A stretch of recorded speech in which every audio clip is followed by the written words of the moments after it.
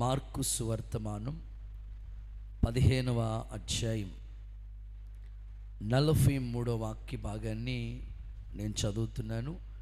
శ్రద్ధగా మీరు దేవుని మాటలు ఆలకించాలని కోరుకుంటున్నాను. మార్కు సువార్త 15వ అధ్యాయం 43వ వచన భాగం. సాయంకాలం అయినప్పుడు అరిమత యోసేపు తెగించి పిలాతు నొద్దకు వచ్చి యేసు దేహము తనకిమ్మని అడిగెను. అతడు ఘనత వహించిన ఒక సభ్యుడై దేవుని రాజ్యము కొరకు ఎదురు చూసువాడు. చాలు.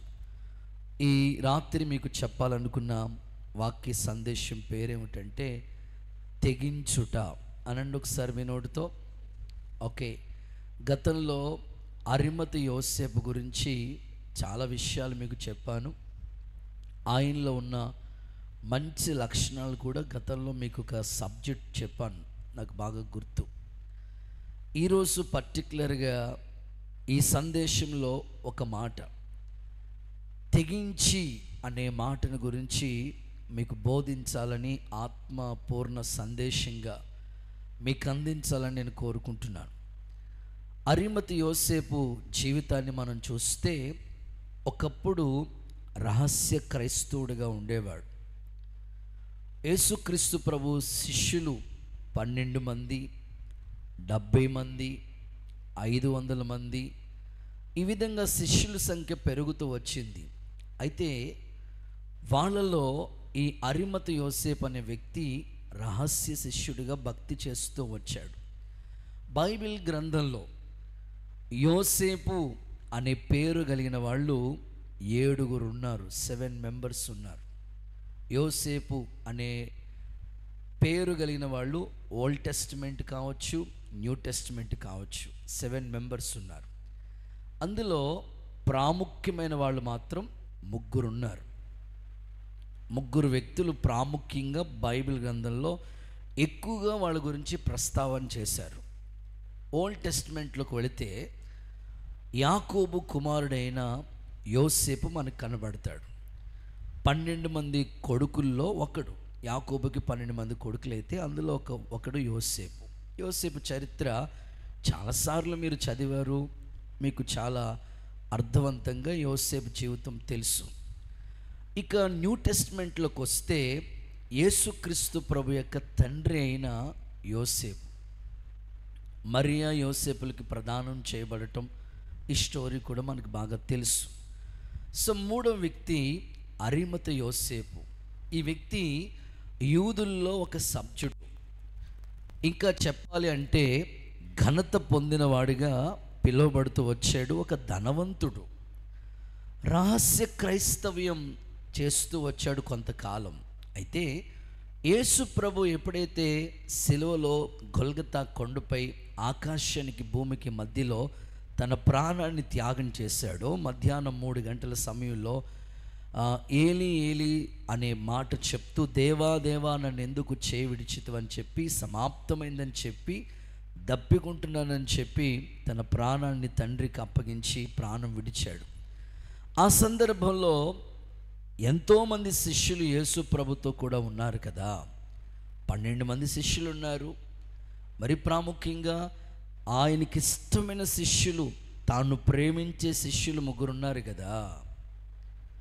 పేతురున్నాడు, యాకోబు ఉన్నాడు, యోహాను ఉన్నాడు. వీళ్ళు ఇంతమంది ఉండగా యేసు ప్రభు దేహము కొరకు ఒక్కరు కూడా ముందుకు రాలేదు. ఒకప్పుడు రహస్య క్రైస్తవుడిగా ఉన్న ఈ వ్యక్తి దేవునిలో ఎంత తెగింపు వచ్చిందో ఒకసారి మీరు ఆలోచించండి. ఒక్కడు కూడా రాలేదు. ప్రభుతో తిరిగారు, ఉన్నారు, ఎన్నో చేశారు. కానీ యేసు ప్రభు దేహం కావటం కోసం, ఆయన సమాధిలో పెట్టడం కొరకు ఒక్కడు కూడా రాలేదు. ఈ రహస్య క్రైస్తవుడిగా ఉన్న శిష్యుడిగా పిలువబడుతున్న అరిమత యోసేపు వచ్చి పిలాతు దగ్గరికి వెళ్ళి యేసు ప్రభు దేహం నాకు కావాలని అడిగి ఒక తెల్లని వస్త్రాన్ని చుట్టి తీసుకెళ్ళి సమాధిలో పెట్టినట్లుగా వాక్యంలో మనం చూస్తాం. చూడండి, ఇతనిలో ఎంత తెగింపు వచ్చిందో అని ఆలోచిస్తే నిజంగానే తెగించి వెళ్ళి తీసుకొచ్చినట్లుగా వాక్యంలో చూస్తూ ఉన్నాం. ఈరోజు భక్తి, క్రైస్తవ జీవితం ఏదో ఒక ఆర్డినరీ పర్సన్ లాగా వచ్చాము, కూర్చున్నాము, వెళుతున్నాము, పాడుతున్నాము, వింటున్నాము అని కాకుండా మనం చేసే భక్తిలో ఎంత తెగింపు మనలో భక్తిలో కనబడుతుంది. ఈ సంవత్సరం ప్రారంభించబడి ఇప్పటికే 4 నెలలు గడుస్తూ ఉంది కదా. మన భక్తిలో ఏమైనా ఒక తెగింపుతో కూడిన ఆసక్తి మనలో కనబడుతుందా? ఎప్పుడు ఒక నార్మల్ పర్సన్ లాగే, ఒక ఆర్డినరీ బిలీవర్ లాగే, ఎప్పుడు రెగ్యులర్గా చేసే భక్తిలాగే మన జీవితం ఉంటుందా అనేది మీ జీవితాల్ని అన్వయించుకోవాలి, సరిచేసుకోవాలి, దిద్దుకోవాలి. ఈ ఉపవాస ప్రార్థన కూడికలో ప్రత్యేకంగా ఈరోజు మీ అంతరంగంలో నా పరలోకపు తండ్రి ఒక తెగింపుని మీకు దయచేయునుగాక. అరిమతయి అనే మాటకి అర్థం ఏమిటంటే వాళ్ళ ఊరు పేరు. అది అరిమతయి అనేది వాళ్ళ ఊరు పేరు. యోసేపు అనే మాటకి ఫలింపు, అభివృద్ధి అని. సో నిజంగానే ఇతని పేరుకి తగినట్లుగానే ఇతని భక్తి జీవితాలు, అతనిలో అనేకమైన క్వాలిటీస్, నీతిమంతుడని, దేవుని రాజ్యం కోసం కనిపెట్టిన వాడని, సజ్జనుడని, ఇలా ఎన్నో మంచి క్వాలిటీస్ కనబడుతున్నాయి. నాకు నచ్చినది ప్రత్యేకంగా ఈరోజు మీకు చెప్పాలనుకుంటుంది ఒక తెగింపు గురించి మీతో మాట్లాడటానికి ఆత్మదేవుని సహాయం నేను కోరుకుంటున్నాను. యేసు నామములో మీకందరికీ దైవ భక్తి విషయాల్లో తెగించే మనసు మీకు వచ్చునుగాక. కొంచెం గట్టిగా ఆమేనని చెప్తారా? రహస్య క్రైస్తవుడుగా, రహస్య శిష్యుడిగా ఉన్న మరొక వ్యక్తి కూడా బైబిల్లో కనిపిస్తాడు. ఆయన పేరు నికోదేము. వృద్ధాప్యంలో ఉన్నాడు, ముసలోడు. యేసు ప్రభు దగ్గరికి అందరూ పగలు వస్తూ ఉంటుంటే మనోడు రాత్రుల్లో వచ్చేవాడు. ఏ బాబు అంటే ఎవ్వరికి కనపడకూడదు కదా. నేను ఈ మధ్యకాలంలో ఒక తమ్ముడు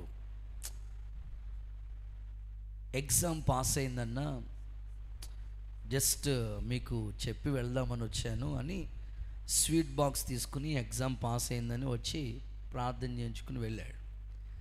వెళ్ళేటప్పుడు నేను అడిగాను, నువ్వు ఎలాగ ఈ పరిచర్య నీకు ఎలా పరిచయం అయింది అంటే, మాకు ఒక స్నేహితుడు చెప్పాడన్నా, ఎగ్జామ్స్ టైంలో ప్రార్థన సహాయాన్ని కోరుకున్నాను, ప్రార్థించారు, ఎగ్జామ్స్ అన్నీ పాస్ అయ్యాను, అంత బాగుంది, జస్ట్ మీకు వచ్చి కనిపడి వెళ్దామని అని చెప్పాను. సరే నేను అన్నాను, నాకు వచ్చి కనిపడి వెళ్ళటం కల్లా దేవుని సందులో కనబడితే మరీ బాగుంటుంది. సండే మీరు అలా వచ్చే సండే ఈస్టర్ పండుగ ఉంది, ప్రార్థనలో కూర్చున్నట్టుంటుంది, దేవుని మాటలు విన్నట్టుంటుంది, దేవుడు ఇంకా మరింత జ్ఞానం నీకు ఇస్తాడు నాన్న, రండి బాబు అంటే రావాలని ఉంది కానన్నా మా ఇంట్లోకి తెలిసిందనుకున్నా అస్సలు నన్ను రానివ్వరన్నా. నువ్వు వచ్చినట్లు మీ ఇంట్లో వాళ్ళకి ఎలా తెలుసు? అదే అన్న లైవ్లో కనపడతానన్నా అన్నాడు. స్తోత్రం చెప్పండి ఒకసారి, గట్టిగా చెప్పండి ఒకసారి. అంటే ఆ పిల్లోడు మనస్తత్వం ఏంటంటే రహస్యంగా భక్తి చేయాలి. ఈ రోజుల్లో చాలామందిని చూడండి, వాళ్ళు అసలు మందిరానికి వెళ్ళినట్లు తెలియదు. అక్కడిలో ఎక్కువ సంఖ్య మీరు చూస్తూ ఉంటుంటే వాళ్ళ మందిరానికి వచ్చేటప్పుడు ఒక బుట్ట తీసుకుని వస్తూ ఉంటారు. నేను అనుకుంటాను వీళ్ళు ఎక్కడికైనా వెళ్తున్నారా అంటే ఏం ఉండదు. ఆ బుట్టలో ఏముంటుందంటే బైబిల్ ఉంటుంది. ఆ బైబిల్ కనపడకుండా ఇలాంటి మ్యాప్ కింద ఒకటి ఉంటుంది. అస్సలు వాళ్ళు ఎక్కడికి వెళ్తున్నారో కూడా తెలియదు. ఇట్లాగా అనేకులు రహస్య క్రైస్తవులుగా భక్తి చేస్తున్న వాళ్ళ సంఖ్య ఎక్కువగా ఉంది. నేను ఒకసారి ఓ ప్రాంతానికి సువార్త టీంతో కలిసి వెళ్ళాను. అప్పుడు సేవ లేదు మనకి. ఒక అన్న అన్నారు, పలానా చోటికి సువార్త వెళ్తున్నాం రండి అన్న అంటే కూడా వెళ్ళాను. ఒక 20-30 మంది వచ్చారు. టీమ్గా వెళ్ళి కరపత్రికలు తీసుకుని ఇంటింటా సువార్త చేస్తూ వచ్చాం. వెళుతున్న దారిలో చాలా గృహాలు ఉన్నాయి. అందులో ఒకరు, చాలామంది చూడటానికి వాళ్ళు ఎలా ఉన్నారంటే అన్నిలాగే ఉన్నారు. కానీ అందరూ మా ఇంటికి వచ్చి ప్రార్థన చేయండి, మా ఇంటికి వచ్చి ప్రార్థన చేయండి. మేము అలా కరపత్రికలు పంచుకుంటూ వెళ్తున్నాం, అందరూ ప్రార్థన చేయించుకుంటున్నారు. విచిత్రమైన సంగతి ఏంటంటే ఆల్రెడీ వాళ్ళు మందిరానికి వెళ్తారట. బాప్తిసం కూడా పొందేశారట, కానీ బాప్తిసం పొందినట్లుగా తెలియదు, భక్తి చేస్తున్నట్లుగా కనపడట్లేదు. చూడటానికి వాళ్ళు ఎలా ఉన్నారంటే అన్యుల్లాగే ఉండిపోయారు. ఈరోజు నా ప్రార్థన, ఒకప్పుడు అరిమత యోసేపు రహస్య క్రైస్తవుడుగానే ఉన్నాడు. సో ఎండింగ్కి వచ్చినప్పటికీ, తన భక్తి చివరికి వచ్చినప్పటికీ రహస్య క్రైస్తవుడిగా లేడు, తెగింపుతో భక్తి చేస్తూ ఉన్నాడు. చప్పట్లు కొడుతూ ఒకసారి యేసయ్యకి మహిమ చెల్లిద్దాం. ఈ రాత్రి, ఒకప్పుడు నువ్వు ప్రారంభంలో దేవుడు తెలియని కొత్తలో అందరికీ తెలిసిపోతుందేమో అని రహస్యంగా ఒకవేళ భక్తి చేసావేమో నాకు తెలియదు. కానీ ఇప్పుడు మనం చివరి దినాల్లో ఉన్నాం, ఎండింగ్ డేస్లో ఉన్నాం, అంత్య దినాల్లో ఉన్నాం, ప్రభువు రాకడికి సంబంధించిన గుర్తులు నెరవేర్చబడుతున్న రోజుల్లో ఉన్నాము. కనుక ఇప్పుడైనా నీలో తెగింపు రాకపోతే నీవు రహస్య క్రైస్తవుడిగానే మిగిలిపోతావు. అందుకే నిన్ను ఆలోచింపచేసే విధానంలో ఈ మాట దేవుడు నీకు చెప్తున్నాడు.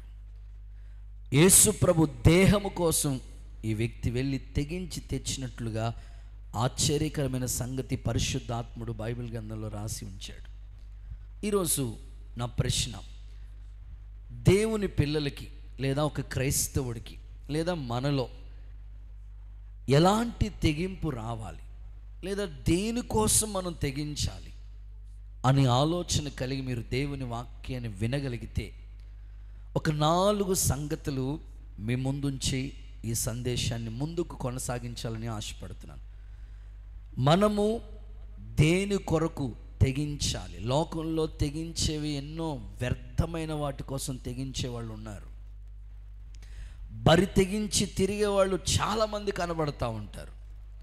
కానీ నువ్వు క్రైస్తవుడు, దేవుని కుమారుడు, కుమార్తెవి కనుక నీలో ఎలాంటి తెగింపు రావాలి అని ఆలోచించి ఈ మాటలు మీరు వినగలిగితే ఒక 4 సందర్భాలు మీకు చెప్తాను. చదవండి. మొదటి మాట, పరిశుద్ధ గ్రంథమైన బైబిల్ నుంచి దినవృత్తాంతాల 2వ పుస్తకం 13వ అధ్యాయం 8వ వాక్య భాగాన్ని చదువుదాం. దినవృత్తాంతాల 2వ పుస్తకం 13వ అధ్యాయం 8వ వాక్య భాగాన్ని చదువుదాం. యెహోవా రాజ్యములో మీరు యుద్ధము చేయ తెగించమని తలంచుచున్నాను. చాలు. మొదటి మాట, యుద్ధము చేయుటకు తెగింపు అనండి ఒకసారి మీ నోటితో. నోట్ చేసుకుంటే బాగుంటుంది కదా. యుద్ధము చేయటానికి ఒక తెగింపు. ప్రతి క్రైస్తవుడికి ప్రతిరోజు ఒక యుద్ధమే. లోకస్తులకైతే ఈ యుద్ధం గురించి తెలియదు. నువ్వు దేవుని నమ్ముకున్నావు, భక్తి చేస్తున్నావు, దైవికమైన మార్గాల్లోకి వెళుతున్నావు కదా, ఆ రోజు నుంచే నీకు యుద్ధం స్టార్ట్ అవుతుంది. దేవుని కోసం ఏదైనా ఒక వైరాగ్యంగా బ్రతకాలి అనే ఆశ నీలోకి వచ్చిందంటే దానికి క్వైట్ ఆపోజిట్గా అంత వ్యతిరేకంగా జరుగుతూ ఉంటుంది.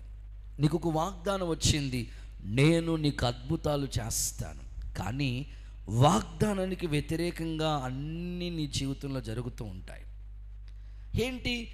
ప్రభువు అయితే వాగ్దానం ఇచ్చాడు కదా, అద్భుతాలు చేస్తానన్న దేవుడు నాకేంటి ఇలాంటి శ్రమలు అనుమతిస్తూ ఉన్నాడు, నాకేంటి ఇలాంటి కష్టకాలాల గుండా నన్ను నడిపిస్తున్నాడు, నా ఇంట్లో ఏంటి ఇలాంటి శోధనలు జరుగుతున్నాయి, ఇలాంటి పోరాటం నాకు ఎదురవుతుంది ఏంటి అని నీ హృదయంలో తలంపు పుట్టొచ్చు.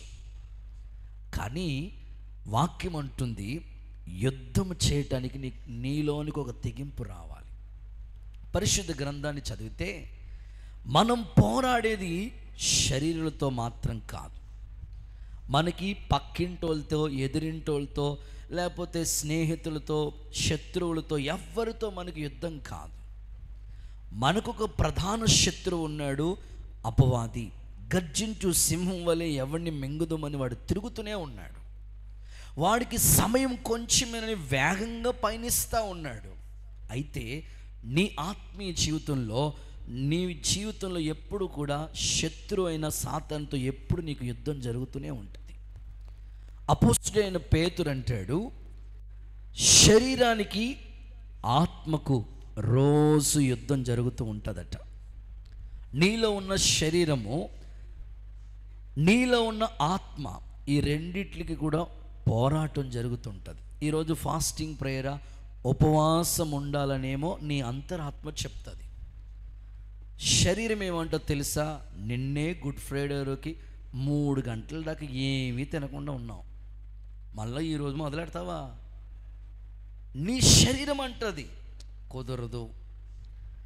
ఫిక్స్ అయిపోతావు, సర్లే నేను ఉన్నాం కదా అడ్జస్ట్ అయిపోదాంలే. ఇప్పుడు ఆ పోరాటం ఆగిపోయింది. ఈరోజు మరలా అంతరాత్మలో నువ్వు గుర్తు చేసుకోవాల్సిన మాట ఏమిటంటే, శరీరానికి ఆత్మకు రోజు పోరాటమే, రోజు యుద్ధమే, సందేహమే లేదు. కావాలంటే మీరు పరిశుద్ధ గ్రంథాన్ని పరిశీలించి చూడండి. పేతురు రాసిన మొదటి పత్రిక 2వ అధ్యాయం 11వ వాక్యాన్ని చూద్దాం. పేతురు రాసిన మొదటి పత్రిక 2వ అధ్యాయం 11వ వాక్యాన్ని గమనిద్దాం ఒకసారి. మీ దగ్గర పరిశుద్ధ గ్రంథం ఉంది కదా, చూడండి ఆ మాట ఒకసారి చదువుదాం. ప్రియులారా, మీరు పరదేశులను యాత్రికులై ఉన్నారు గనుక ఆత్మకు విరోధంగా పోరాడే శరీర క్రియలను, అంటే ఆత్మకు శరీరానికి రోజు ఏంటది? పోరాటం, విరోధం, యుద్ధం. ఎప్పుడు కూడా నీ ఆత్మలో నువ్వు వర్ధిల్లాలని, దేవుని కోసం ఒక్క అడుగు ముందుకేయాలని అంతరాత్మ ఎప్పుడు చెప్తా ఉంటుంది.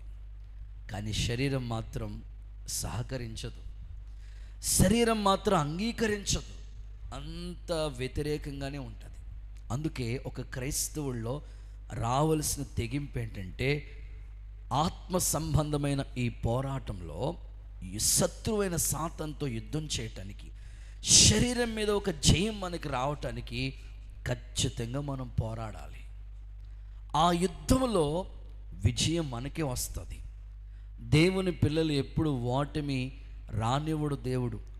ఖచ్చితంగా విజయ పదముని నడిపిస్తాడు నీకు.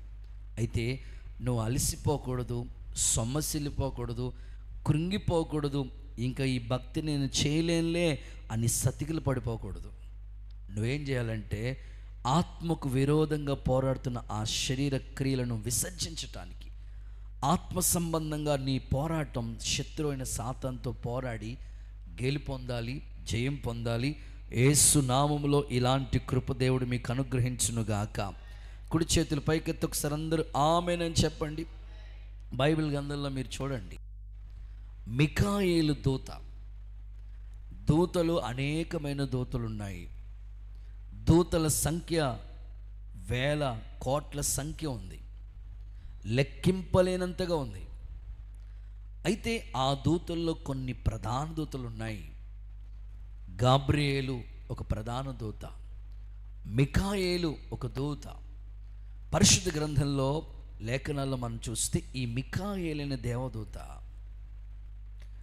మోషే శరీరం కొరకు అపవాదితో పోరాడుతుంది. అపవాది ఏమంటారు తెలుసా? మోషే ఐగుప్తు నుంచి వచ్చేటప్పుడు మోషే ఒక ఐగుప్తుని లేఖనాల్లో మనం చూస్తే చంపేశాడు. మోషే హెబ్రీయుడు ఒక ఐగుప్తుని చంపేశాడు. ఇప్పుడు అపవాది అంటది, ఇదిగో ఈ మోషే ఎలాంటివాడు తెలుసా? హంతకుడు, నరహంతకుడు అని అతని మీద నేరాన్ని మోపుతా ఉంది అపవాది.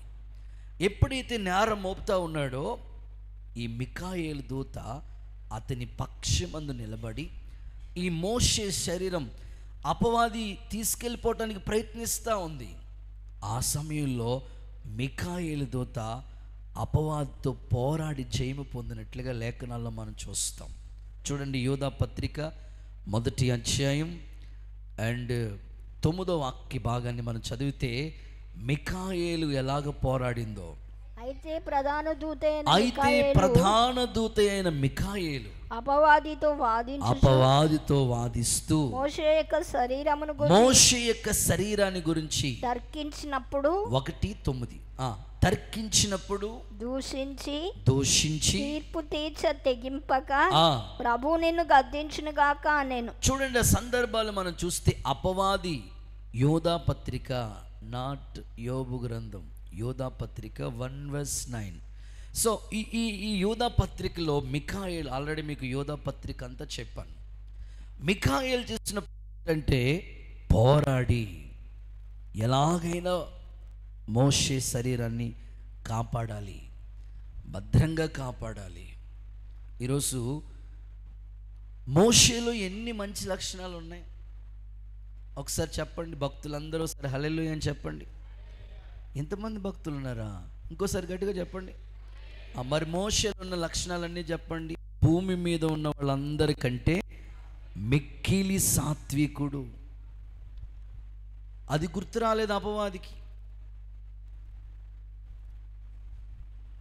భూమి మీద ఎంతమంది ఉన్నారో వాళ్ళందరిలో మిక్కిలి సాత్వికుడు.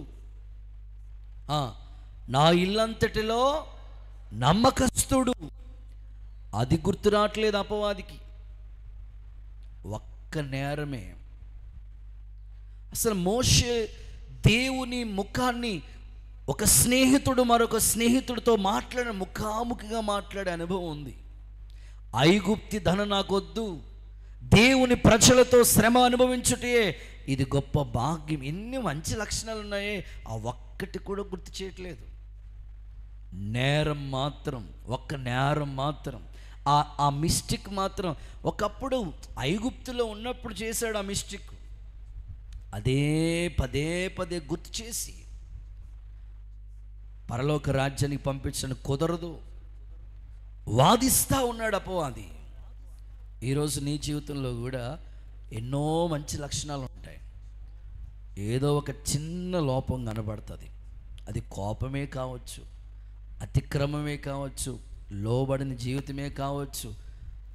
ఆ ఒక్కటే పట్టుకుంటాడు అపవాది. నువ్వేదైనా చేయాలని నీ మనసులో అంతరాత్మలో వస్తే, నువ్వు ఉపవాసం చేద్దాం అనుకున్నావా, నీ లైఫ్ గురించి నాకు తెలుసు. నువ్వు భక్తి చేద్దాం అనుకున్నావా, నీ గురించి నాకు తెలుసు. అప్పుడు నీ మనసు ఏమవుతుందంటే, మనసు విరిగిపోయి సర్లే ఇంక చేయొద్దులే అని నీలో ఒక తెగింపు రాకుండా ఆగిపోతూ ఉంటాం. అందుకే ఈరోజు దేవుడు చెప్తున్నాడు, యుద్ధం చేయటానికి, శత్రువుపై జయం పొందటానికి యేసయ్య మీలో ఒక తెగింపును అనుగ్రహించునుగాక. కొంచెం గట్టిగా ఆమేనని చెప్పండి. భక్తిహీనులు అంటండి దేవుని సన్నిధికి రావటానికి తెగించరు. వాళ్ళు భక్తిలో తెగింపు రావట్లేదంటే కారణం ఏంటో తెలుసా? అతనిలో ఉన్న భక్తిహీనత. యోబు గ్రంథంలో ఉంది ఈ మాట, 13వ అధ్యాయం 16వ వాక్యంలో, భక్తిహీనుడు ఆయన సన్నిధికి రావటానికి తెగించడు అని రాశారు. అంటే ఒక వ్యక్తిలో ఇంకా తెగింపు రావట్లేదంటే కారణం ఏంటో తెలుసా? భక్తిహీనుడు. ఇన్ని సంవత్సరాల నుంచి నువ్వు భక్తి చేస్తున్నావు, ఇంకా నువ్వు ఎందుకు రావట్లేదు బ్రదర్ అంటే భక్తిహీనత. ఇన్ని సంవత్సరాల నుంచి భక్తి చేస్తున్నా, ఆ సినిమాలు ఎందుకు మానుకోలేకపోతున్నావు అంటే భక్తిహీనత. ఆ సీరియల్ చూడటం ఎందుకు మానుకోలేకపోతున్నావు? భక్తిహీనత. ఆ అలవాట్లు ఎందుకు విడిచిపెట్టలేకపోతున్నావు అంటే భక్తిహీనత. ఈరోజు దేవుడు నీకు గుర్తు చేస్తున్నాడు, నీలో ఇంకా తెగింపు రావట్లేదంటే నీలో ఉన్న భక్తిహీనతే కారణం. ఒకసారి చేతులు ఎత్తి హల్లెలూయా చెప్తారా? ఇంచుమించు ఒక 5-6 సంవత్సరాల క్రితం జరిగిన ఒక చిన్న సంఘటన మీకు చెప్తాను. ఒకే ఒక కూతురండి ఆ తల్లిదండ్రులకి. ఆమె బాగా చదివించారు, బీటెక్ చదువుతూ ఉంది. చాలా డబ్బులు ఖర్చు పెట్టారు ఆ కుమార్తె చదువు నిమిత్తమై. ఫీజులని ఏం కావాలంటే అది, కాలేజీకి వెళ్ళటానికి ఒక కారు కొనిచ్చారు వాళ్ళ నాన్నగారు. అంత రిచ్. ఏది అడిగితే, ఎందుకంటే లేక ఒకే కూతురు కదా, ఏది అడిగితే వాళ్ళ నాన్నకి కూతురు అంటే ప్రాణం. ఏది అడిగితే అది ఇచ్చేసేవాడు మాట. ల్యాప్టాప్ కావాలంటే ల్యాప్టాప్ కొనిచ్చేవాడు, ఏది కావాలన్నా ఇచ్చేస్తూనే ఉండేవాడు మాట. చివరికి చదువు ఫస్ట్ ఇయర్ అయింది, ఇక సెకండ్ ఇయర్, బీటెక్ సెకండ్ ఇయర్లోకి వచ్చినప్పటికీ అంతే, మొత్తం మీద భక్తిహీనత వచ్చేసింది. దైవికమైన కార్యాల మీద ఏమీ ఆసక్తి లేదు. బైబిల్ చదవటం తెలియదు, ప్రార్థన చేయటం అన్ని భక్తిహీనత. చివరికి ఆమె ఆత్మీయ జీవితం ఎట్లాంటి స్థితికి వెళ్ళిపోయిందంటే చాలా బాధ. దైవ కార్యాలు, సన్నిధి, భక్తి అన్నీ మొత్తం లోకంలో కలిసిపోయారు. ప్రేమలో పడ్డది. ఎవరో ఒక వ్యక్తిని ప్రేమించి రాత్రికి రాత్రే, అమ్మకు తెలియదు, నాన్నకి తెలియదు, ఇంటోళ్ళు ఎవ్వరికి తెలియదు, రాత్రికి రాత్రే కారులో ఒక 10 లక్షలు క్యాష్ డబ్బులు, 10 లక్షలు సూట్ కేసులో పెట్టుకుని, 10 కాసులు బంగారం పెట్టుకుని రాత్రికి రాత్రి ప్రేమించిన అబ్బాయితో తెగించి వెళ్ళిపోయింది. ఏమన్నా బాగుందా? 1 గంట ప్రయాణం చేసింది.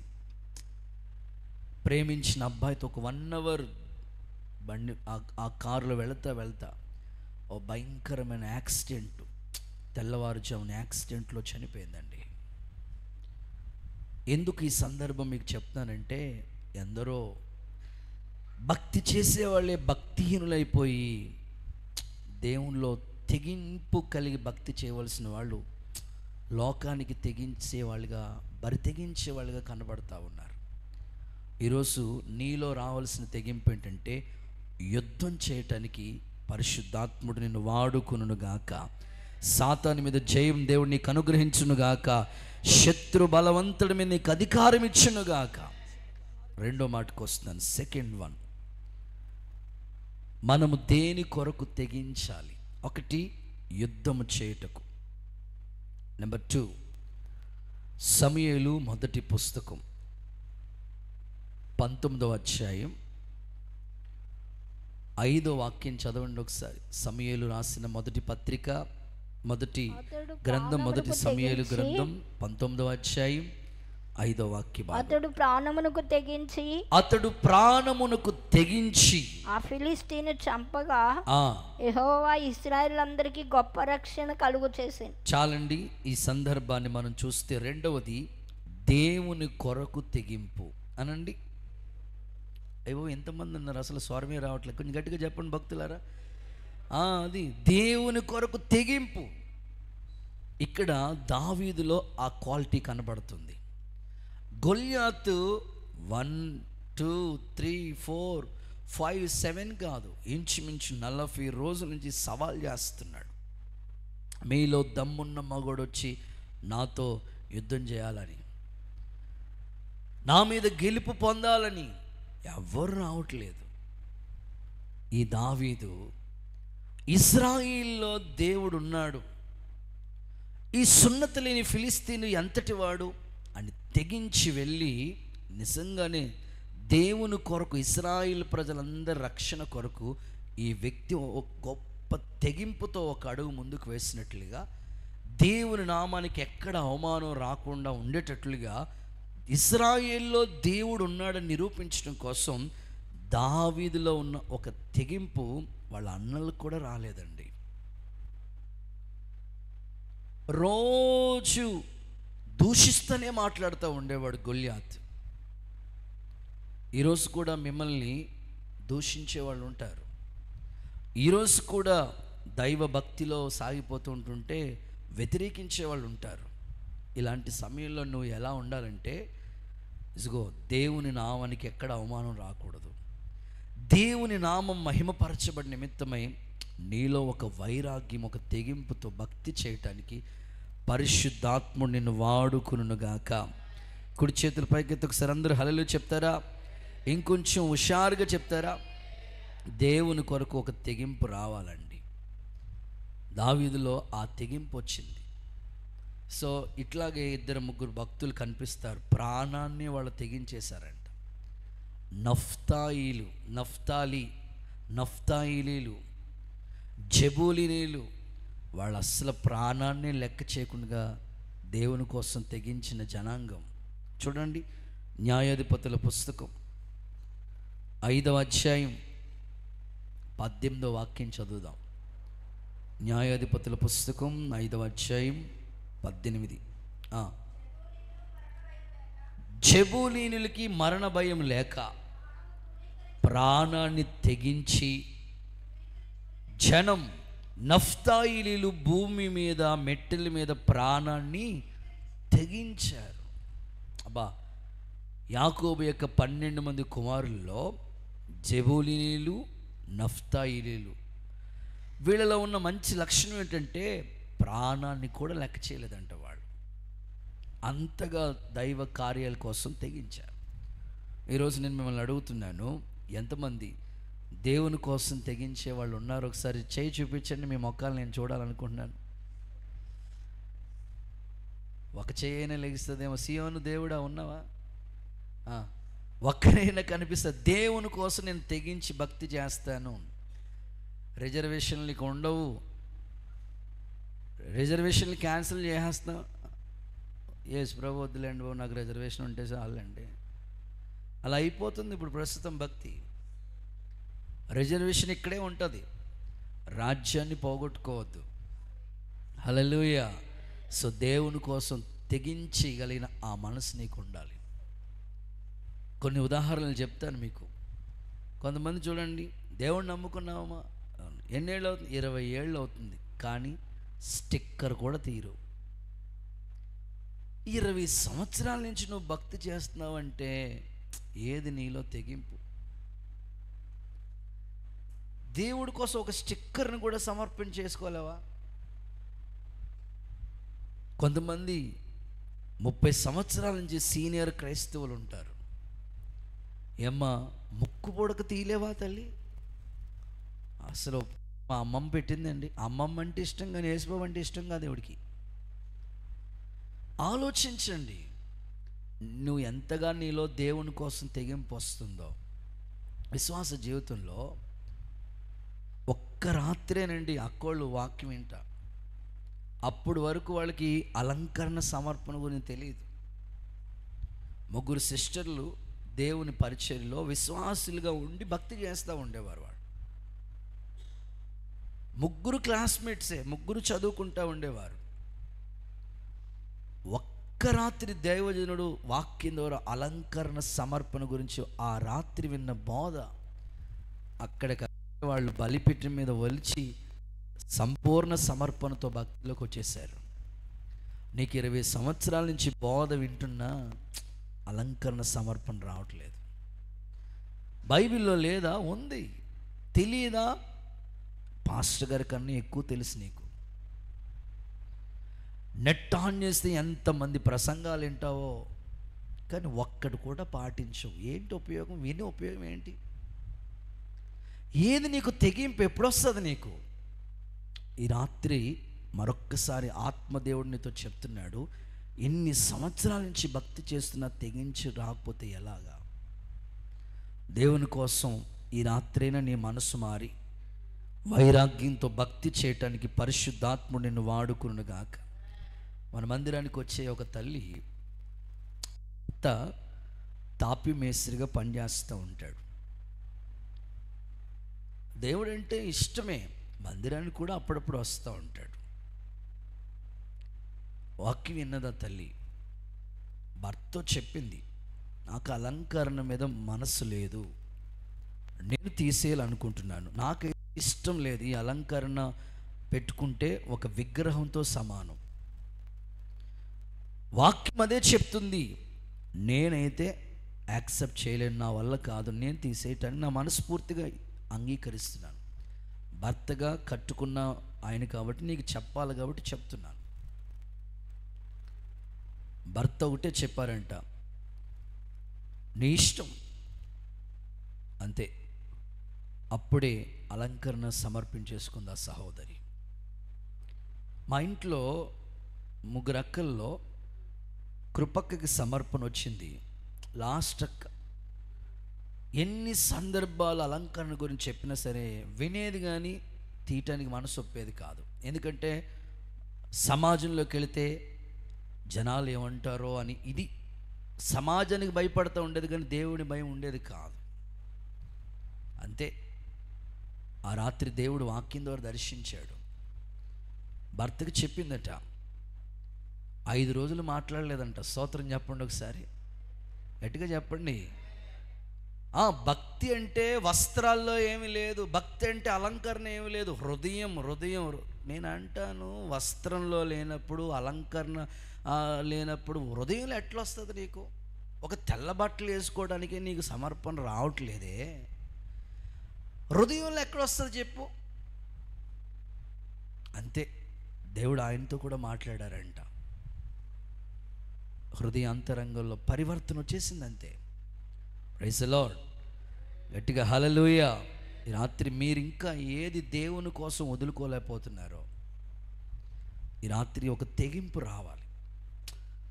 మీకన్నా జూనియర్లో వచ్చేస్తుంది, సీనియర్లు అయిపోతున్నారు కానీ మీలోకి రావట్లేదు. అది నా బాధ అంతా. మీకన్నా 2-3 సంవత్సరాల నుంచి కొత్తగా రక్షింపబడిన వాళ్ళలో ఎంత డెడికేషన్ వచ్చేస్తుంది. చిన్న పిల్లలండి, వాళ్ళలో ఎంత డెడికేషన్ వచ్చేస్తుంది. ఈ రాత్రి మీ మనసు మారాలి. యేసు నామములో కృప అనుగ్రహించబడును గాక. కొంచెం గట్టిగా ఆమేనండి. సమూయేలు 2వ పుస్తకం. ఇక్కడ ఒక వ్యక్తి కనబడతాడు, ఇతనిలో కూడా ఎంత తెగింపు చూడండి. 23వ అధ్యాయం 17వ వాక్యం. సమూయేలు 2వ పుస్తకం 23వ అధ్యాయం 17వ వాక్య భాగం. ఆ ప్రాణానికి తెగించి పోయి తెచ్చిన వారి చేతి సందర్భాన్ని మనం చూస్తే, ప్రాణానికి తెగించి వెళ్ళి, ఎవరితడు? బెనాయా. ఇతడులో కూడా దేవుని కోసం ఎంత తెగింపండి. ఇక్కడ దావీదు యేసుక్రీస్తు ప్రభుకి పోలికగా ఉంటే, నీళ్లు కావాలంటే ప్రాణానికి వెళ్ళి తెగించి వెళ్ళి బావి దగ్గర నుంచి నీళ్లు తెచ్చాడు. అది ఆ కాలం ఎలాంటిది? మంచు కురిసే కాలం అది. బెనయాలో కూడా ఎంత తెగింపు ఉందండి. పరిశుద్ధాత్ముడు ఈ రాత్రి మిమ్మల్ని దర్శించునుగాక. చేతుల పైకెత్తి ఒకసారి హల్లెలూయా అని చెప్తారా? ఇంకొంచెం హుషారుగా చెప్తారా? సేవకు రావాలంటే కూడా తెగింపు రావాలండి. తెగింపు లేకపోతే సేవకు పనిచేయం, రాలేం. అమ్మ నాన్న వదులుకోవాలి, అమ్మో నా వల్ల కాదు. ఉద్యోగాన్ని వదులుకోవాలి, నా వల్ల కాదు. ఇంటిని వదులుకోవాలి, నా వల్ల కాదు. ఆస్తి వదిలేయాలి, నా వల్ల కాదు. ఈరోజు చాలామందికి దేవుని పిలుపు ఉండి, దర్శనం ఉండి, ఎన్నో సంవత్సరాల నుంచి దేవుడు పిలుస్తున్న సేవకి ఎందుకు రావట్లేదంటే తెగింపు లేక. ఇంకేమీ ఆన్సర్ ఏమీ లేదు, తెగింపు లేదు.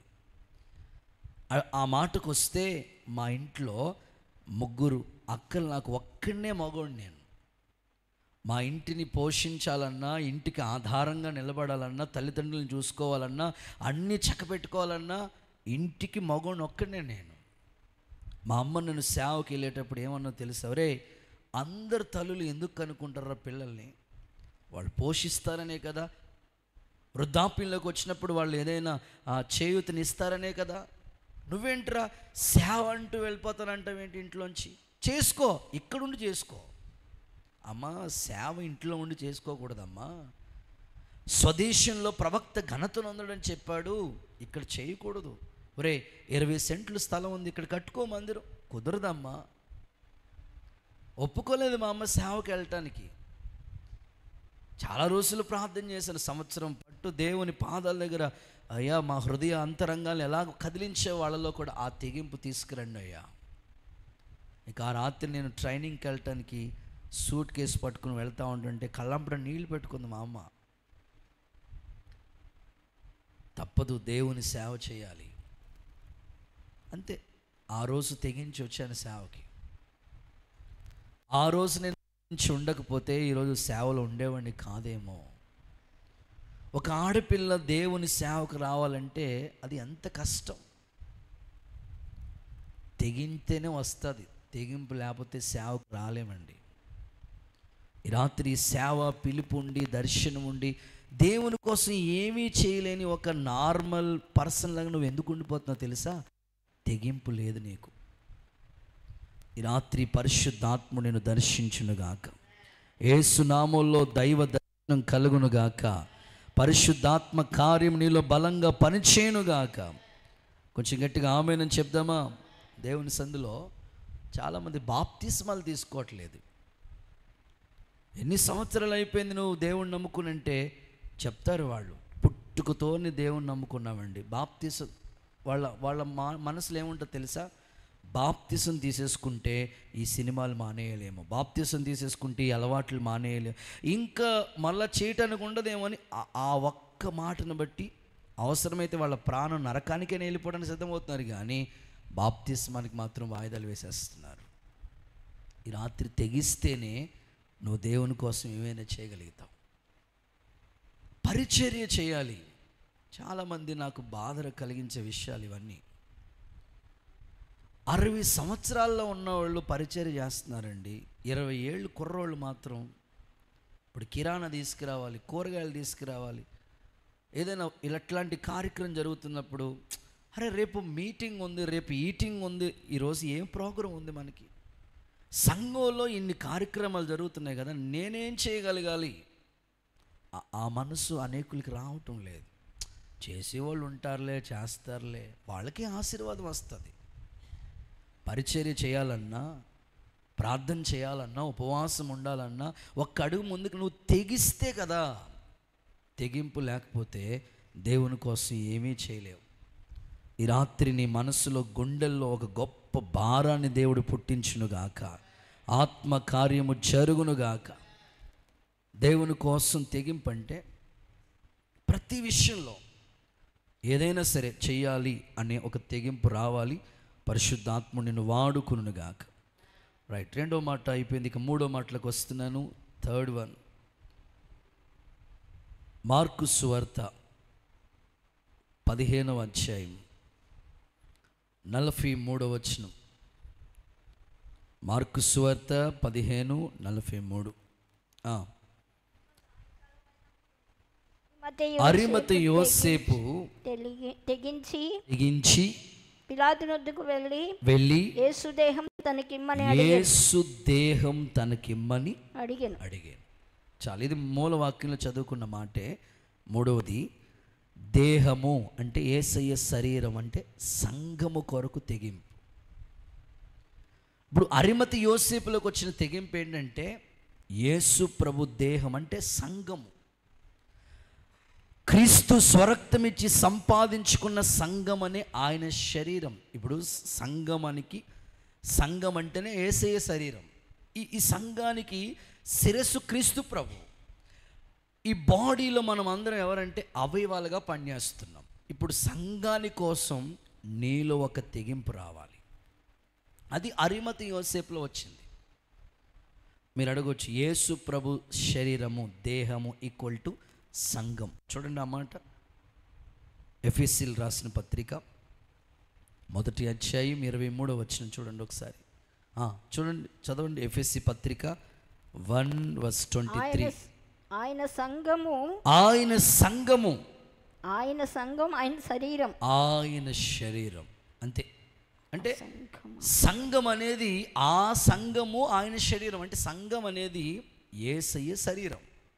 ఇప్పుడు అరిమతయి యోసేపు దేనికోసం తెగింపు వచ్చిందంటే శరీరం కొరకు తెగించాడు, అంటే సంఘము కొరకు తెగించాడు. క్రీస్తు స్వరక్తమిచ్చి సంపాదించుకున్న సంఘం కొరకు తెగించాడు. ఇప్పుడు చాలామంది సేవకు వెళ్ళే వాళ్ళని మీరు చూడండి, తెగించే వాళ్ళలో ఆ తెగింపు వచ్చింది కాబట్టి వెళ్ళిపోతారు. తెగింపు రాలేదనుకోండి, అంత దూరం సేవ చేయాలా అనుకుంటారు. చాలామంది ఈ మధ్యకాలంలో తిరుపతికి వెళ్ళి సేవ చేస్తున్న వాళ్ళు ఉన్నారు. కొంతమంది ఆఫ్ఘనిస్తాన్ వారు, కొంతమంది మొన్న అయ్యగారు చెప్తుంటే విన్నాను నేను. మహారాష్ట్ర, బీహార్, గుజరాత్, వాళ్ళలో ఒక దేవుడు ఇచ్చిన పిలుపది. తెగించి దేవుని పని కోసం చావైన బ్రతికి అట్లా వెళ్ళిపోతున్నారు. సో ఇక్కడ నువ్వు సంఘంలో ఉన్న నీ ఆత్మీయ జీవితం ఎట్లా ఉండాలంటే సంఘము కొరకు ఏదైనా ఒకటి చేయాలని ఒక తెగింపు రావాలి. విశ్వాసుల జీవితం ఎలా ఉంటుందంటే వస్తున్నాము, దేవుని ద్వారా ఎన్నో మేలు పొందుకుంటున్నాం, వెళుతున్నాం, వెళుతున్నాం కానీ అరే సంఘము ద్వారా నేను మేలు పొందుకుంటున్నాను, సంఘము ద్వారా ఇంతగా ఆశీర్వదించబడిన ఉన్నాను. ఇంతగా నా కోసం ప్రార్థన చేసే సంఘం కొరకు నేనేం చేయగలుగుతున్నాను? సంఘం గురించి నాలో ఏది ఒక తెగింపు అనేవాళ్ళు సంఖ్య బహు కొరతగా కనబడుతూ ఉంటుంది. సంఘ పరిస్థితులు క్రీస్తు స్వరక్తమిచ్చి సంపాదించుకున్న సంఘమే, కానీ సంఘం కొరకు ఒక్కడు కూడా తెగించే క్రైస్తవ కుటుంబాలు చాలా కొదువైపోయినాయి. కానీ అరిమతి యోసేపులో ఒకప్పుడు రహస్య క్రైస్తవుడే, కానీ దేవుని కోసం ఎంతగా తెగించాడో ఈ మాట చదివితేనే అర్థమవుతుంది. పరిశుద్ధాత్ముడు మీలో సంఘ పరిచర్యలో వాడబడే కృపను దేవుడు మీకు దయచేయునుగాక. కొంచెం చేతులు పైకెత్తి హల్లెలూయా అని చెప్తారా? ఇంకొంచెం హుషారుగా చెప్తారా? ఇందులో 2 సందర్భాలు మీ ముందు ఉంచాలని అనుకుంటున్నాను. మనకి దగ్గరే, మహా ఉంటే ఓ 15 కిలోమీటర్ల దూరం కేసునకూరు అనే ప్రాంతం, 15 కిలోమీటర్లు కూడా ఉండదేమో. ముర్రమళ్ళ నుంచి లోపలికి వెళ్ళాలి. నేను సేవకు వచ్చిన కొత్త అండి, అది అమలాపురం వచ్చిన కొత్త. అప్పుడు మనకి సంఘం కూడా లేదు. ఖాళీగా ఉండకుండా ఎక్కడో చోట మీటింగ్కి వెళ్తూ ఉండేవాడిని దేవుని వాక్యం అందించడానికి. ఒకసారి ఓ పాస్టర్ గారు వచ్చి అన్నారు, అన్న ఈరోజు ఖాళీగా ఉన్నావా అంటే, ఉన్నాను, నేను ఒక మీటింగ్కి వెళ్తున్నాను, కూడా వస్తావా అన్నాడు. తీసుకెళ్తే వస్తానని, నాకు బండి లేదంటే సరే ఆయన బండి మీద తీసుకుని వెళ్ళాడు. వెళితే మురముళ్ళ దగ్గరలో కేసునకూరుపాలెం ఆ ప్రాంతం దగ్గర ఒక మీటింగ్ జరుగుతూ ఉంది. పెద్ద బహిరంగ సభది. సాక్ష్యం విందామని కూడా ఆయన తీసుకెళ్తే వెళ్ళానమాట. ఆ మీటింగ్కి ఒక సినిమాకు సంబంధించిన ఒక ఆమె, జయసుధా గారని ఒక ఆమె సాక్ష్యాన్ని అందించడానికి వచ్చారు. విన్నాం, సాక్ష్యం విన్నాం. ఆ తర్వాత వేరే వాళ్ళు వాక్యం చెప్పారు, విన్నాం. అంత అయిపోయిన తర్వాత ఆ మీటింగ్ అరేంజ్ చేసిన ఆయన నిలబడి సాక్ష్యం చెప్తున్నాడు. ఇది ఒక్కరోజు మీటింగు. నేను ఈ మీటింగ్ ఏర్పాటు చేయాలని ఇంచుమించు 2 నెలలుగా ప్రార్థన చేస్తూ వచ్చాను అని చెప్తారు. నేను ఒక పాస్టర్ని కాదు, నేను ఒక సంఘ పెద్దను కాదు, కానీ చర్చ్లో ఒక బిలీవర్, ఒక విశ్వాసిని మాత్రమే. మీరేం చేస్తూ ఉంటారు అంటే ఆయన సాక్ష్యంలో చెప్పాడు, నేను ఏదో పెద్ద, నాకు ఏదో ఉద్యోగం ఉంది, ఇంత పెద్ద మీటింగ్ ఏర్పాటు చేస్తానంటే నాలో ఏమీ లేదు. ఏం చేస్తావు బాబు నువ్వు అంటే, ఈ మనం అన్నం వండుకునే పాత్రలు ఉంటాయి కదా, గిన్నెలు, సీవండి సామాన్లు అమ్ముకునే వ్యక్తి. మరి ఆయనకి కుటుంబం లేదా, భార్య లేదా, పిల్లలు లేరా అంటే ఉన్నారు. 2 పిల్లలు ఉన్నారంట, ఆడపిల్లలు ఉన్నారంట. చాలామంది అన్నారట, మీరు ఆ డబ్బులు దాచి కట్నానికి మీ అమ్మాయి పెళ్ళిళ్ళకి ఉపయోగపడింది కదా, నువ్వెందుకు సువార్త లేదయ్యా, అందరూ తమ సొంత పనులు చేసుకుంటున్నారు, దేవుని సువార్త ప్రకటించాలనే భారం నా గుండెల్లో దేవుడు పెట్టాడు. అందుకే ఒక పాస్టర్ గారు చేయలేని, ఒక సంఘ పెద్ద చేయలేని పెద్ద ప్రోగ్రాం, ఇంచుమించు ఒక 1000 మందికి భోజనాలు ఏర్పాట్లు చేసి, ఒక మీటింగ్కి అయిన ఖర్చు అంతా, స్టేజీ, ఫ్లెక్స్లు, wall posters, so A to Z అన్నీ ఆయన భరించాడు. నేను అప్పుడు మనసులో అనుకున్నాను, ఇది జరిగి ఇంచుమించు 10 ఏళ్ళు అవుతుంది. దేవుని సంఘం కొరకు ఎంత తెగింపండి. ఉన్నారా ఇలాంటి వాళ్ళంటే భూతద్దం పెట్టినా కనపడరు. ఈరోజు నీ గుండెల్లో సంఘం కొరకు ఏదో ఒకటి చెయ్యాలనే తెగింపు యేసు నామములో వచ్చునుగాక. అపోస్తల కార్యాల గ్రంథం 20వ అధ్యాయం 28వ వచనం చూడండి. సంఘాన్ని గురించి భక్తుడు మాట్లాడతాడు. అపోస్తల కార్యాల గ్రంథం 20వ అధ్యాయం 28వ వచన భాగం. స్వరక్తమిట్టి సంపాదించిన తన సంఘమునకు కాయుటకు పరిశుద్ధాత్మ మిమ్మల్ని దేనియందు అధ్యక్షులుగా ఉంచును. ఓకే, ఆ యావత్ మందును గూర్చి మీ మట్టుకు మిమ్మల్ని గూర్చి జాగ్రత్తగా ఉండు. 24వ వచనంలో కూడా చూడండి. నా పరుగు తుదముట్టించవలనని, నా ప్రభు అయిన యేసుక్రీస్తు వలన పొందిన పరిచర్య తుదముట్టించవలనని, నా ప్రాణమును నాకు నా ప్రాణాన్ని ఎంత మాత్రం ప్రియమైన దానిగా ఎంచుకోలేదు. సో పౌలు పరిచర్య ఎంత గొప్పగా ఉందంటే, సంఘం కోసమే ప్రాణాన్ని కూడా లెక్క చేయకుండా ప్రయాసపడ్డాడు. అందుకే అన్ని సంఘాలు కట్టాడు పౌలు. ఈరోజు సంఘ పరిచర్యలో సంఘం కొరకు తెగించే వాళ్ళని దేవుడు సంఘంలో లేపునుగాక. రైట్, చివరి మాట, ఆఖరి మాట చెప్పేసి మీకోసం ప్రార్థన చేస్తాను. రోమీయులకు రాసిన పత్రిక 16వ అధ్యాయం 3-4 వచనాలు చదువుదాం. రోమీయులకు రాసిన పత్రిక 16వ అధ్యాయం 3-4 చెప్పుడి. ఓకే, వారు నా ప్రాణము కొరకు వారు నా ప్రాణం కోసం తమ ప్రాణాలైనా ఇచ్చేశారు. తెగించి, ఆ మాట చూస్తే తెగించి ఉందా? తెగించిరి. ఎవరు వీళ్ళు? అకుల ప్రిస్కిల్ల. దేనికోసం? చివరి మాట, సేవకుని.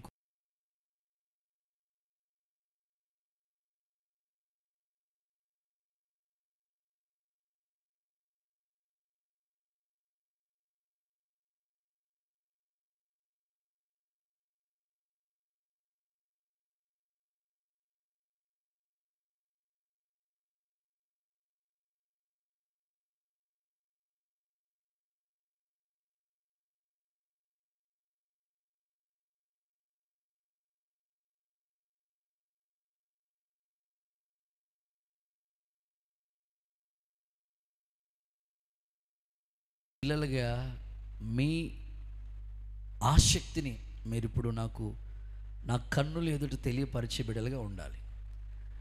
సేవకుల కోసం మేము తెగించే వాళ్ళుగా ఉన్నాము అనేవాళ్ళు ఎవరైనా ఒక్కసారి మీ ముఖం కనబడితే నాకు బాగుంటుంది, సేవకుడి కోసం నేను తెగిస్తానయ్యా అన్నవాళ్ళు ఉంటే 1, 2, 3 చేతులు వేసి చాలా సంతోషం. సేవకుడి కోసం వెరీ గుడ్. సేవకుల కోసం తెగించే వాళ్ళ సంఖ్య తక్కువ ఉంటుంది, కానీ సేవకుల కోసం ప్రాణాలు ఇచ్చేవాళ్ళ సంఖ్య తక్కువగా ఉంటుంది. కానీ సేవకులు ప్రాణాలు తీసేవాళ్ళ సంఖ్య ఎక్కువ ఉంటుంది. అటు బయట ఉంటుంది, ఇటు లోపల ఉంటుంది. సంఘంలోనూ ఉంటారు, సమాజంలోనూ ఉంటారు. ఏ సందేహం లేదు. పాస్టర్ గారంటే ప్రేమ, అనురాగం, ఆప్యాయతను కురిపించే వాళ్ళ సంఖ్య తక్కువే, వేళ్ల మీద లెక్క పెట్టవచ్చు. అయ్యో ఆయన ఎప్పుడు తింటాడో, ఎప్పుడు ఉంటాడో, ఎన్ని రోజులు ఉపవాసం ఉంటున్నాడో, ఇంతగా మన గురించే కదా, మన పిల్లల గురించే కదా, మన కుటుంబం గురించే కదా, మన భర్త గురించే కదా, మన కుటుంబ పరిస్థితుల గురించే కదా ఆయన నలగొట్టబడుతున్నాడని భారం కలిగే సేవకుల కోసం ప్రార్థన చేసేవాళ్ళు మీలో లేకపోలేదు, ఉన్నారు. కానీ అట్ ద సేమ్ టైం అలాగే సేవకులు గురించి ప్రార్థించే వాళ్ళకన్నా తిరుగుబాటు చేసేవాళ్ళు ఎక్కువ ఉంటారు, దూషించే వాళ్ళు ఎక్కువ ఉంటారు. ఇంకా చెప్పుకోవాలంటే వ్యతిరేకించి మాట్లాడే వాళ్ళు ఎక్కువ ఉంటారు. ఇంకో మాటలో చెప్పాలంటే బ్రతికుండగానే ప్రాణాలు తీసేవాళ్ళు కూడా ఎక్కువ మంది ఉంటారు. ఏదో విధంగా బాధ పెట్టాలని సమాజం, సంఘం పరిస్థితులు ఎలా ఉన్నాయి. అందుకు దేవుడు నీ నుంచి ఏమని కోరుకుంటున్నాడంటే నీ ఫ్యామిలీ అకుల ప్రిస్కిల్లల వలె ఉండాలి. సేవకుడి కోసం ప్రాణాలని ఇవ్వటానికి వాళ్ళు తెగించిన ఆ గొప్ప సేవలో వాళ్ళు ఒక పాత్రలుగా వాడబడుతూ వచ్చారు. ఈరోజు ఒక సేవకునిగా అరిమత యోసేపు జీవితంలో ఒకే ఒక మాట, తెగింపు, నీ జీవితాన్ని కూడా ప్రభావితం చేసి అనేక ఆత్మల రక్షణార్థమే వాడబడే శ్రేష్టమైన కృపకు నిన్నొక పాత్రగా దేవుడు వాడుకునుగాక. ఇందులో 2 వ్యక్తుల్ని పరిచయం చేస్తాను. ఒకటి గనురాలైన స్త్రీ. తన భర్త అన్యుడే, కానీ సేవకుడి కోసం ఒక గది కట్టించాలి, సేవకుడి కోసం అన్నీ ఏర్పాటు చేయాలి. బల్ల, పీట, మంచం, దీపవృక్షం ఇవన్నీ రెడీ చేసింది. ఇంకా అంటది, నువ్వు ఎప్పుడు వచ్చిన దైవజనుడా మా ఇంట్లోనే భోజనం చేసి వెళ్ళాలి. ఎందుకమ్మా సేవకుడు అంటే ఇంత అభిమానం? ఆ తల్లి చెప్తుంది, దైవజనుడు వచ్చుట మంచిది. ఆమెను చెప్పండి ఒకసారి. సో ఇలాంటి వాళ్ళ సంఖ్య సంఘంలో ఉన్నారు. గనురాలైన స్త్రీ లాంటి వాళ్ళు ఉన్నారు, సేవకుల్ని చూసేవాళ్ళు ఉన్నారండి. అలాగే పురుషుల్లో మనం ఆలోచిస్తే ఓబద్య యెజెబెలు భయంకరమైన క్రూరత్వం కలిగి సేవకుల్ని చంపించేస్తూ ఉంది. అలాంటి సమయంలో ఓబద్యా ఆహాబు ఇంట్లోనే గృహ నిర్వాహకుడిగా ఉండి 100 మందిని 50 మందిని తానే స్వయంగా పోషిస్తా సేవకులకి అండగా నిలబడ్డాడండి. నిజంగా ఇలాంటి భక్తుల చరిత్ర చదువుతూ ఉంటుంటే సేవకుల కోసం ఏదైనా చేసేవాళ్ళు సంఘాల్లో చాలామంది ఉంటారు. సేవ పరిచర్య నిలబడటం కోసం మా సేవకుడు కావాలయ్యా, మా సేవకుడు కోసం మేము ఏదైనా చేయడానికి సిద్ధమని అలా తెగించి పనిచేసిన వాళ్ళు ఉన్నారు. కనుకనే సేవలు ఈరోజు వరకు కూడా నిలబడుతూ వస్తున్నాయి. అయితే మీ ఆత్మీయ జీవితంలో ఒక ఓబద్యా లాగా, ఒక గనురాలిన స్త్రీ వలె సేవ పరిచర్యలో సేవకుడు కొరకు నిలబడటానికి కావలసిన తెగింపు దేవుడు మీకు అనుగ్రహించునుగాక. చూద్దాం, ఓబద్యా గురించి చదివిస్తాను. రాజుల మొదటి పుస్తకం 18వ అధ్యాయం 3-4 వచనాలు చదువుదాం. ఆహాబు తన గృహ నిర్వాహకుడు ఓబద్యాను పిలిపించెను. ఓకే. ఈ ఓబద్యా యెహోవా యందు భయభక్తులు గలవాడై ఓకే. యెజెబెలు యెహోవా ప్రవక్తలు నిర్మూలం చేయుచుండగా గుహలో 50 మందిగా 50 మందిని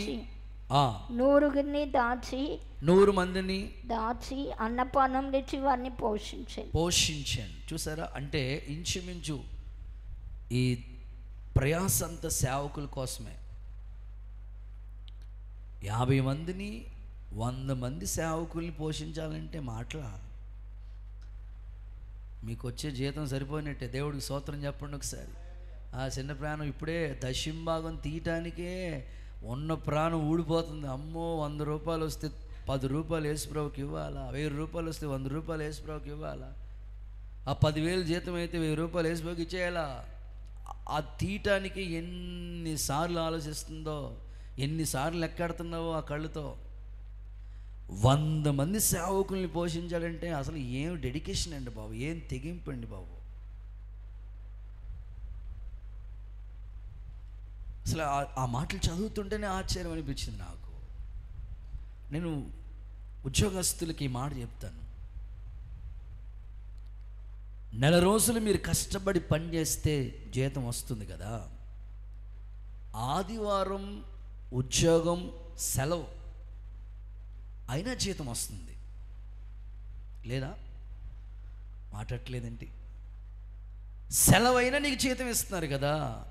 ఏ రోజైనా ఆదివారం నేను కష్టపడకుండానే నాకు జీతం వచ్చేస్తుంది కదా.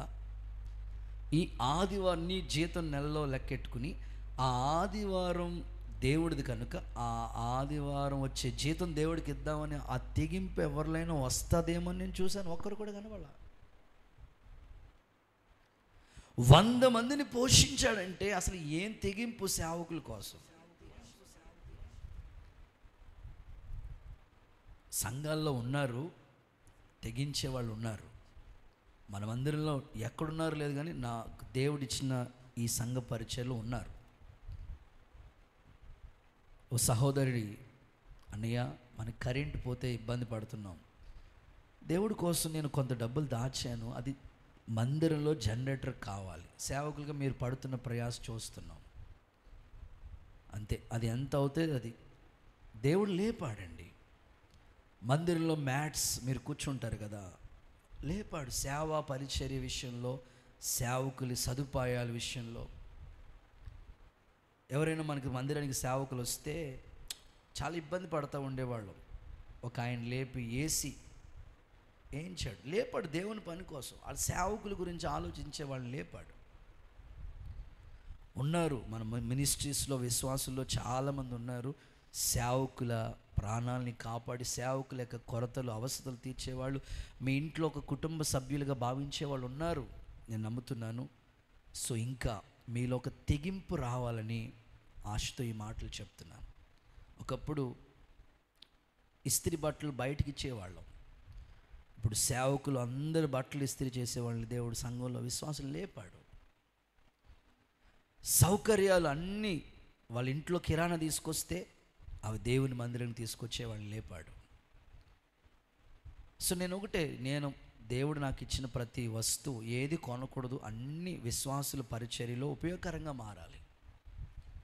వస్త్రాలు ఇచ్చేవాళ్ళని లేపాడు, వాహనాలు ఇచ్చేవాళ్ళని లేపాడు, ప్రతిదీ దేవుని పనిలో సేవకుల గురించి ఆలోచించేవాళ్ళు లేపాడండి.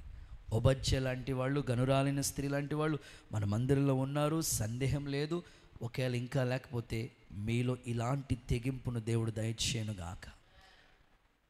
మీరు ఆలోచించండి, దేవుడు మీకు ఇచ్చారు కదా, 10%లో 10% కదా అది దేవునికి ఇవ్వటానికి. సందేహపడకండి, ఇది దేవుని సేవ కొరకే ఆ సేవకుడు ఖర్చు చేస్తూ ఉంటాడు. కాబట్టి ఈరోజు ముగిస్తున్నాను నేను. నీలో ఒక తెగింపు రావాలి. ఇన్నాళ్ళు ఏదో నామకార్థ క్రైస్తవుడిగా, రహస్య క్రైస్తవుడిగా ఒకవేళ ఉన్నావేమో, ఈరోజు ఇకనైనా ప్రభు రాకడికి సంబంధించిన గుర్తులు నెరవేర్చబడుతున్న ఈ చివరి దినాలు ఎంతకాలం ఉంటామో తెలియదు. ఉన్నంతకాలం ఈ అరిమత యోసేపు లాంటి ఒక తెగింపుతో భక్తి చేయటానికి నిర్ణయించుకుందాం. పరిశుద్ధాత్ముడు నీకు అలాంటి కృపను అనుగ్రహించునుగాక. మరి నీలో రావాల్సిన తెగింపు ఏంటో, దేనికోసం నువ్వు తెగించాలో 4 సందర్భాలు నీ ముందు పెట్టాను. చెప్పండి. నెంబర్ 1, యుద్ధం చేయటానికి ఎప్పుడు నువ్వు సిద్ధంగా ఉండి తెగించాలి. నెంబర్ 2, దేవుని కోసం ఏదైనా ఒకటి చేయటానికి తెగించాలి. నెంబర్ 3, సంఘం కొరకు ఏదో ఒకటి చేయటానికి తెగించాలి. నెంబర్ 4, సేవకుని కోసం కూడా ఏదో ఒకటి చేయటానికి తెగించాలి. ఆ తెగింపు వస్తే ప్రభువు వలె, ఈ అరిమత యోసేపు వలె మన జీవితాలు కూడా కట్టబడతాయి. మన పేరు కూడా దేవుడు గ్రంథస్థం చేస్తాడు. బలా నమ్మకమైన మంచి దాసుడని దేవుడు పిలుస్తాడు. అలాంటి కృపతో అడుగులు ముందుకు వేద్దాం. యేసయ్య ఇలాంటి సిద్ధపాటు ఈ కూడికలో మీకు అనుగ్రహించునుగాక. అందరూ అలాగే